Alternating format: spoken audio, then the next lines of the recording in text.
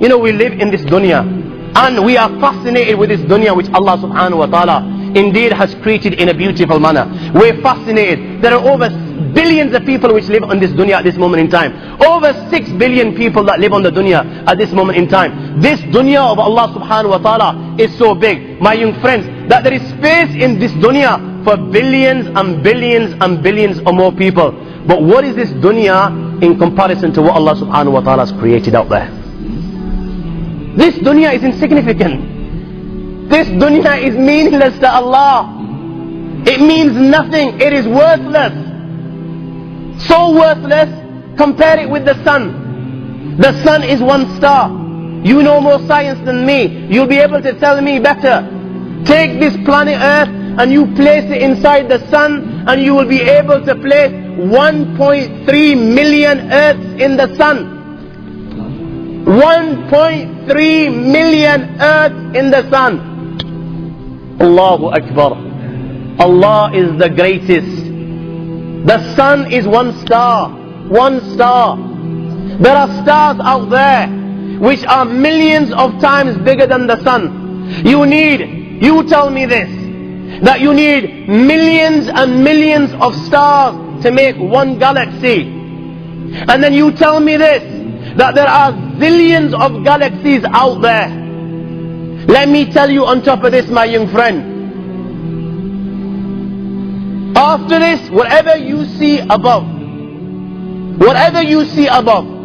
when you raise your head and you look above, whatever you see above, the zillions and zillions and zillions of galaxies, let me tell you, this is everything there is within the first heaven.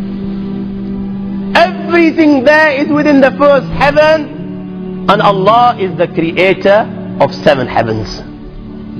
7 heavens.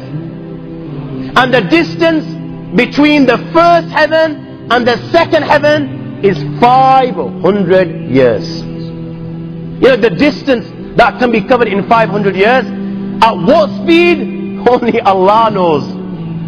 Only Allah knows.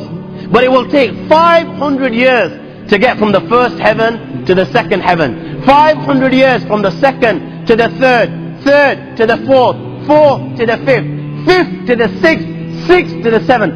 Every time it will take 500 years.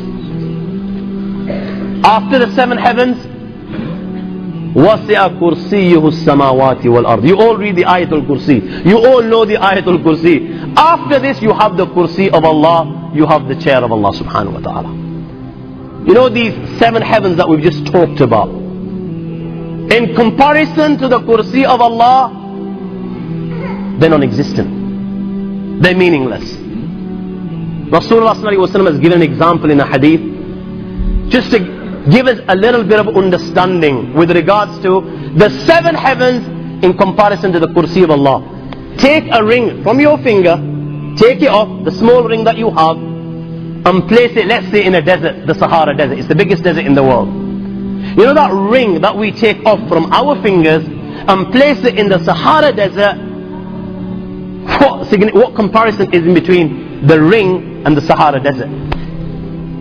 Nothing. Nothing.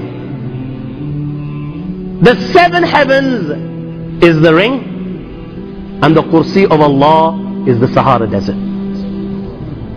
After the Kursi of Allah, my young friends, you have the Arsh of Allah. وَكَانَ أَرْشُهُ عَلَى الْمَاءِ. You have the Arsh of Allah. Again, Rasulullah has explained, so just so that we can understand. Take the ring, place it in the desert.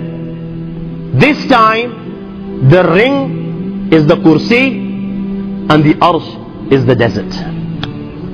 What is the Kursi in comparison to the Arsh of Allah? Nothing. Then you have angels which carry the Arsh of Allah. Their heads are in the 7th heaven and their feet are in the lowest earth. My friends, then you have the Lord of the Arsh and Kursi. لا تدركه الأبصار وهو يدرك الأبصار وهو اللطيف الخبير. He is beyond. The size of Allah, who Allah is, what Allah is, the greatness of Allah is beyond the comprehension of my little mind.